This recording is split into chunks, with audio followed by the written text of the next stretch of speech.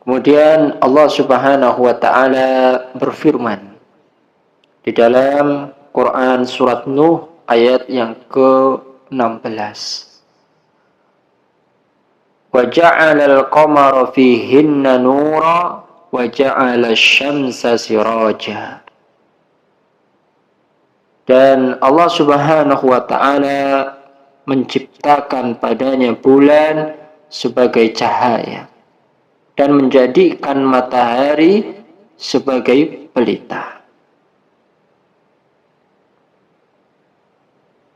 Maka ketahuilah ayuhal ikhwah rahimakumullah,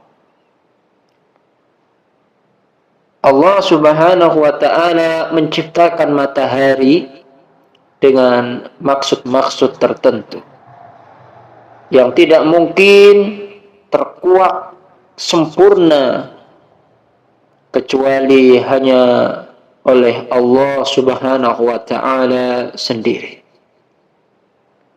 Hikmah yang tampak di sini adalah bahwa Allah Subhanahu wa taala memang sengaja merekayasa gerak matahari sedemikian rupa untuk mengatur siklus siang dan malam di setiap penjuru bumi. Andai saja siklus ini tidak ada, niscaya urusan agama akan kolaps. Bagaimana manusia bisa hidup dan beraktivitas jika dunia gelap gulita? Bagaimana mereka akan bisa menikmati hidup tanpa pesona sinar dengan segala fungsi dan manfaatnya?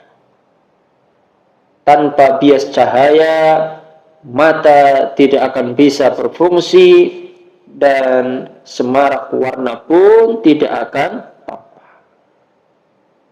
Coba kita renungkan peristiwa tenggelamnya matahari. Apa hikmah di balik itu semua? Andai saja matahari tidak tenggelam, niscaya seluruh makhluk tidak akan bisa merasakan ketenangan dan istirahat total.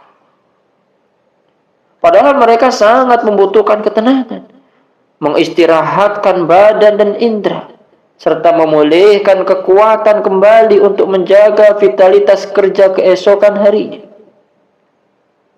Malah banyak jenis binatang yang tidak bisa istirahat sebelum malam turun lantaran kerakusan mereka untuk terus memburu apa yang bermanfaat bagi mereka. Kemudian, andai matahari terus-menerus menyinarkan energi cahayanya ke bumi, pastilah seluruh makhluk di permukaan bumi akan hangus terbakar, baik binatang maupun tumbuhan-tumbuhan. Jadi, siklus waktu terbit dan tenggelamnya matahari bagi bumi itu seperti lampu di dalam rumah yang ada waktu menyala untuk menerangi penghuni rumah dan ada waktu padam saat mereka membutuhkan ketenangan dan rehat. Panas matahari juga layaknya api kompor untuk memasak makanan. Maka apabila masakan sudah matang, praktis mereka tidak membutuhkannya lagi dan menyerahkannya pada orang lain. Matahari didedikasikan demi kepentingan dan kemanfaatan seluruh penduduk bumi dengan kontraksi terang dan gelapnya yang saling bekerjasama demi kebaikan dan eksistensi alam. Tentang masalah ini, sungguh Allah Subhanahu wa taala mensinyalirnya di dalam firman-Nya, di mana kata Allah Subhanahu wa taala, "Qul ara'aytum in ja'alallahu 'alaikumun nahara sarmadan ila yaumil qiyamah man ilahun ghairullahi ya'tikum bilailin taskununa fihi afala tubsirun."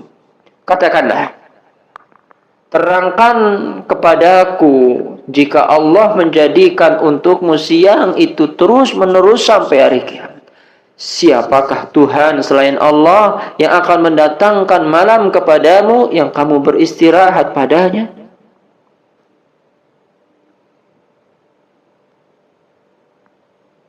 Perhatikan juga ikhwah rahimakumullah, bahwa perjalanan matahari mengelilingi porosnya dalam tempo waktu tertentu.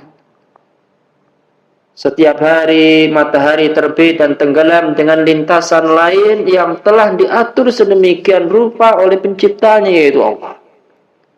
Andai tidak ada siklus terbit dan tenggelam, pastilah tidak akan ada pergantian malam dan siang.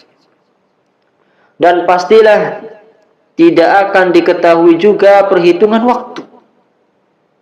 Andai kegelapan terus menutupi bumi, pastilah seluruh makhluk hidup akan mati binasa. Lihat bagaimana Allah Subhanahu wa taala menjadikan malam sebagai tempat tinggal dan selimut, serta siang sebagai kehidupannya. Lihat juga bagaimana Allah Subhanahu wa taala menjadikan malam ke siang, siang ke malam. Lalu masukkan hitungan lebih dan kurang pada keduanya dengan urutan tertentu. Lihat kecondongan matahari berjalan sehingga memunculkan siklus pergantian musim panas dan musim dingin, di mana saat matahari menurun dari tengah-tengah langit, udara menjadi dingin dan muncullah musim dingin. Dan ketika matahari meninggi, udara memanas dan terjadilah musim panas. Lalu jika matahari di tengah-tengah, maka cuaca menjadi seimbang.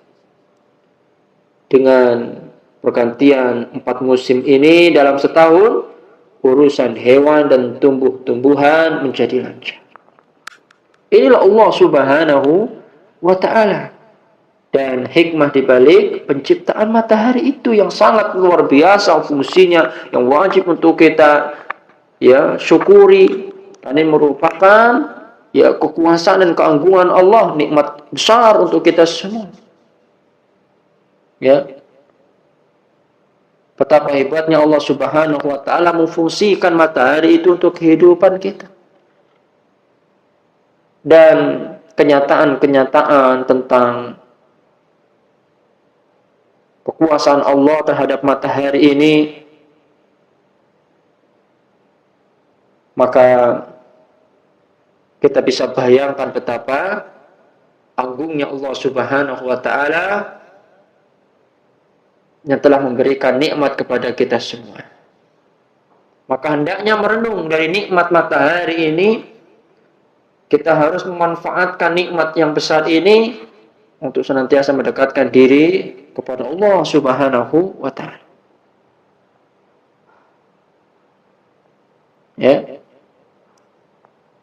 Dan dengan hal ini ma'asyiral muslimin rahimakumullah, kita mengetahui bagaimana Allah mengaturnya sedemikian rupa sehingga jikalau ia hanya terlihat di satu tempat saja, mungkin di bagian tempat yang lain tidak akan merasakan pancaran sinar matahari.